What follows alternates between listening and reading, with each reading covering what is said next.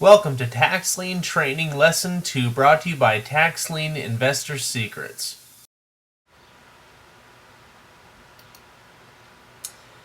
The point that we want to get across to everyone here, and if you're listening to this right now, I think that you're on the right track.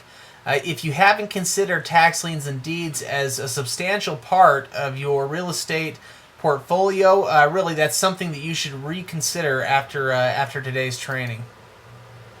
We think that tax liens and deeds are probably one of the most exciting investments on the market today. We couldn't have really said that 5 years ago. 5 years ago, investing in tax liens was a completely different process than it's become today. You know, Shade, one thing that I love about tax liens and deeds is how there's an investment strategy, and we're going to get into that a little bit later for anyone.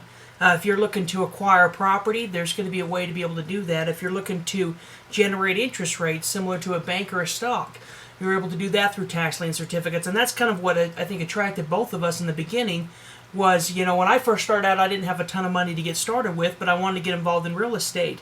I also wanted to invest my money and generate a high interest rate. And I think that that's probably what attracted us to this in the beginning. Yeah, I think it was too. There were so many different aspects of tax lien and deed investing that were appealing, but the more we learned about tax lien and deed investing, the more we became, we realized that it wasn't just about one particular thing, and that was probably the biggest problem with most of the materials that we read, was that they all took a shotgun approach to teaching it. They would treat everybody as if there was one particular way that they were going to invest. And in reality, there are a lot of different ways that you can become involved in tax liens, and those numbers just continue to grow as the internet opens up more opportunities.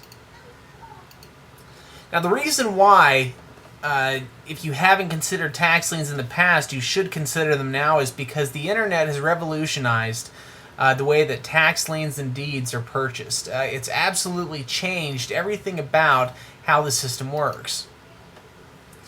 What would have required us to travel, just 5 years ago even, what would have required a lot of travel, a lot of time spent, researching tax liens or researching parcels inside a county records building, we can now do in a matter of minutes on the internet. We're going to show you exactly how that works, and we're actually going to show you the process step by step of how we do that. With these PowerPoint presentations, with these slides, and we also are going to teach you how to utilize the resources that you have right now to the best of their ability. So let's quickly go over what the benefits of tax lien and deed investing are. First of all, tax liens are investments that are secured by real property and they're enforced by the government. So in other words, we're talking about an investment that is first secured by real property. Any lender out there, anybody that borrows money, needs some way to secure the money that they're lending on, and there's no better way to secure money than with actual real property, with real estate. This is also something that's enforced by the government, and so like anything else that's enforced by the government, it is the final word. There really isn't any arguing with it. It's just simply the way that it is. Tax liens and deeds also give you the opportunity to acquire property. So the property acquisition is something that happens with tax liens and deeds all the time. In fact, really tax deed investing is simply property acquisition. I think that's the easiest way to look at it. And you can consistently earn returns of 10 to 25% or more. 10 to 25% in that range, it's not a difficult rate of return to earn. In other words, we're not talking about the high end of the spectrum here. We're not talking about that rate of return that maybe just the top couple percent of people are able to earn. We're talking about in that range there, anybody can do that at any time.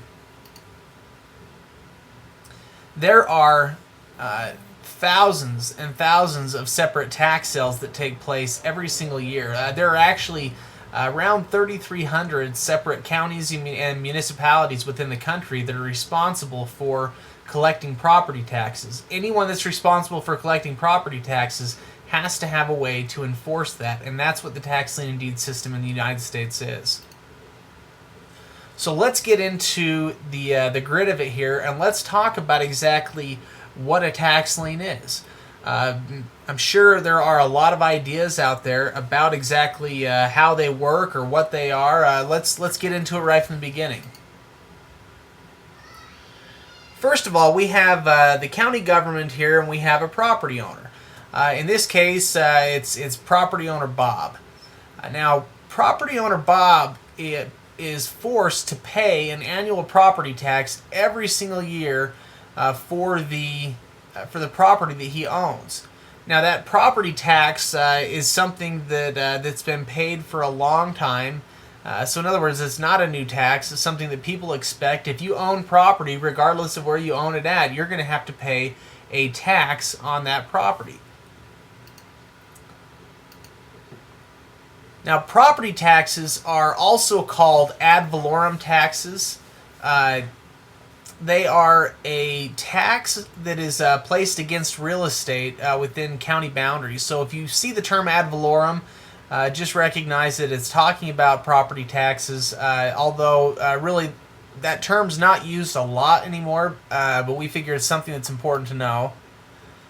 Now, the actual property tax rate that you pay within the location or the county you live in is going to depend on a couple of different things here. Now, we think it's important that you understand how the property tax system in the counties works in order to understand how the tax lien and deed system works. I guess the first thing to understand here is that property taxes go to pay for a number of services that are absolutely necessary and that the county is responsible for providing. Services such as education, police, fire departments. Steve, can you think of any others? Yeah, county roads, even the county buildings. Absolutely. All of those things are things that are provided for in large part by the actual county property taxes that every individual in the county pays.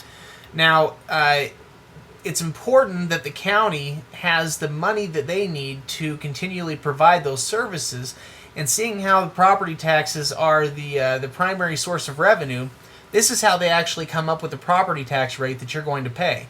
The county sets an annual budget every year. That annual budget is going to cover all of the funds that they need in order to provide all of those services that we mentioned. Once they come up with a set budget amount, they have the county assessor give them the total amount of value for all of the assessed property within the county. So the county assessor actually values every single piece of property within the county boundaries. Once they're able to add up the total amount of value there, and they're able to compare that to what their budget is, they're able to come up with a percentage rate that they will multiply the actual property value by in order to reach that budget number. So in other words, in most counties, your annual property tax rate will range between about 0.5% to about 2% per year, depending on how many expenses your county has. They do this so that everybody can pay a fair share of the annual property tax. So in other words, the property tax that you pay is a direct reflection of what your property's worth. That way, someone that owns $5 million worth of property is going to pay more in property taxes than someone that owns one single family home that's valued at $100,000. So a question that we have here is what happens if a property owner is delinquent or doesn't pay his or her annual property taxes? All of those services that we talked about, things like the education, the police and fire departments, the county services themselves, road construction, all of those things are dependent upon these property taxes that are paid on an annual basis. If individuals are late paying their property taxes, it basically creates a budget deficit for the money that's going to be required to pay these services.